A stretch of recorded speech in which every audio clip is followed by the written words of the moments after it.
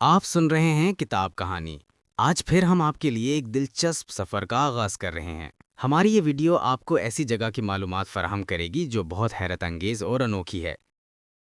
Christmas island نام سن کر تو لگتا ہے کہ کوئی چھٹیاں منانے کی جگہ ہوگی، ہے نا؟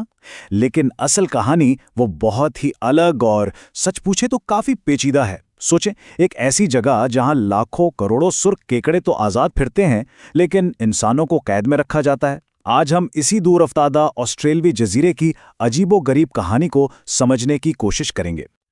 تو کرسمس آئلینڈ کو اگر سمجھنا ہے نا، تو اس کے تضاد کو سمجھنا پڑے گا۔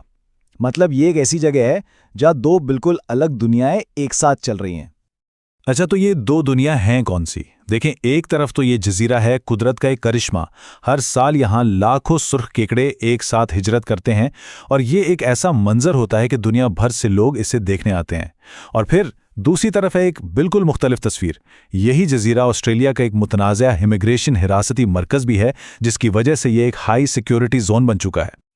تو سوال یہی ہے، آخر ایک چھوٹا سا جزیرہ ایک ہی وقت میں قدرتی جنت بھی اور سیاسی قید خانہ بھی، یہ کیسے ہو سکتا ہے؟ اس کا جواب وہ ہمیں اس کی تاریخ میں ملے گا۔ اس جزیرے کی جو آج کی کہانی ہے نا، وہ ایک بہت قیمتی چیز سے شروع ہوتی ہے، ایک ایسی چیز جس نے اس کی قسمت ہی بدل دی، اور وہ تھا فاسفیٹ۔ ہوا یہ کہ ایک ماہر فطرت تھے، جان مورے، انہوں نے یہاں تقریباً خالص فاسفیٹ آف لائم کے بہت بڑے ذخائر ڈھونڈ نکالے۔ اب یہ چیز کیا ہے؟ یہ اصل میں پرندوں کے بیٹ یعنی گوانوں سے لاکھوں سالوں میں بنتی ہے، اور یہ دنیا بھر میں کھیتی باڑی کے لیے سونے سے کم نہیں تھی۔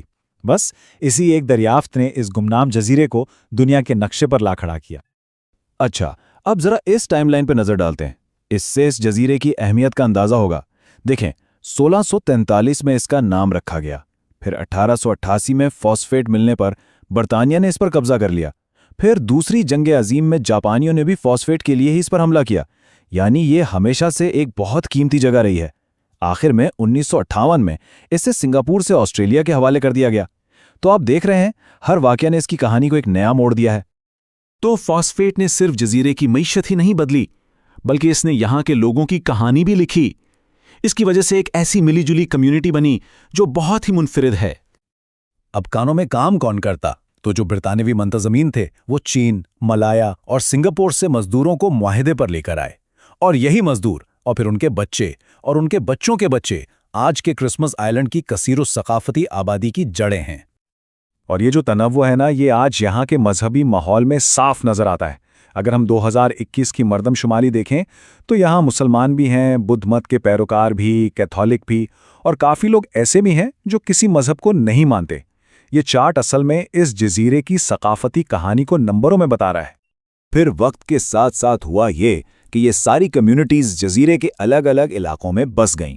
جیسے جو یورپی لوگ تھے وہ دی سیٹلمنٹ میں رہنے لگے، چینی کمیونٹی نے پونسان کو اپنا گھر بنایا، اور جو مالے لوگ تھے وہ ساحل پر اپنے کامپونگ یعنی گاؤں میں آباد ہو گئے، اور اس طرح ہر علاقے کی اپنی ایک الگ پہچان بن گئی۔ پھر آئی 20ویں صدی کا آخری حصہ، اور جزیرے کی کہانی نے ایک بالکل نیا موڑ لیا۔ اب فوکس کان کنی سے ہٹ کر ماحول کو بچانے پر آ گیا۔ 63%، 63%، یہ ایک بہت بڑا نمبر ہے۔ جانتے ہیں یہ کیا ہے؟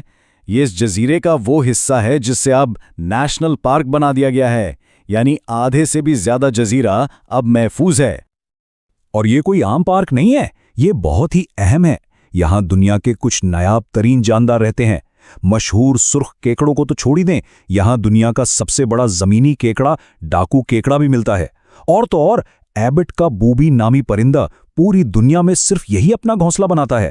اور ہاں، کرسمس آئلینڈ کا فلائنگ فاکس وہ یہاں کا آخری بچا ہوا مقامی ممالیہ ہے۔ اچھا، تو اب چلتے ہیں آج کے دور میں۔ یہاں اب جزیرے کے انتظام اور اس سے جڑے جو مسائل ہیں وہ اس کی کہانی کا ایک بہت بڑا حصہ ہیں۔ یہاں کا جو انتظامی سسٹم ہے نا، وہ کافی کہہ لیں کہ الجھا ہوا ہے تو یہ آسٹریلیا کا حصہ ٹھیک، لیکن اس کو چلاتی ہے وفاقی حکومت۔ قانون یہاں پر مغربی آسٹریلیا ریاست کے لاگو ہوتے ہیں، اور پولیس بھی وفاقی ہے۔ تو یہ جو سارا پیچیدہ سا نظام ہے، اس سے اکثر مقامی لوگوں کو بہت مشکل ہوتی ہے۔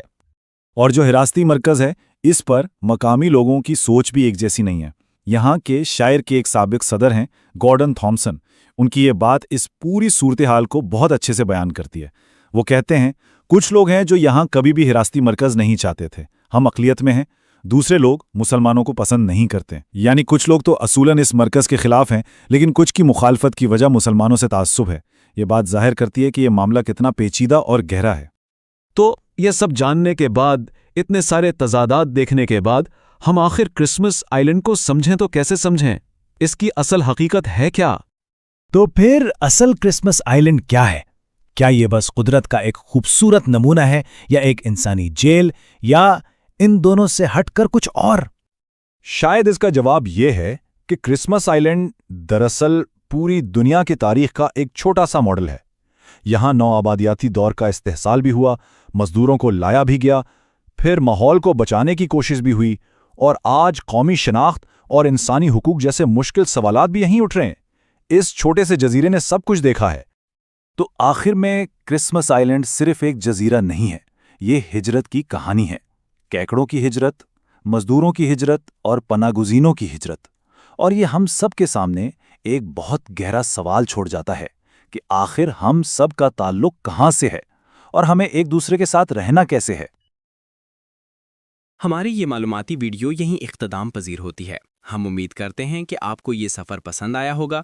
جو باتیں ہم نے آپ کو بتائی ہیں، اگر وہ آپ کے لیے نئی تھیں تو کومنٹس میں ضرور بتائیے۔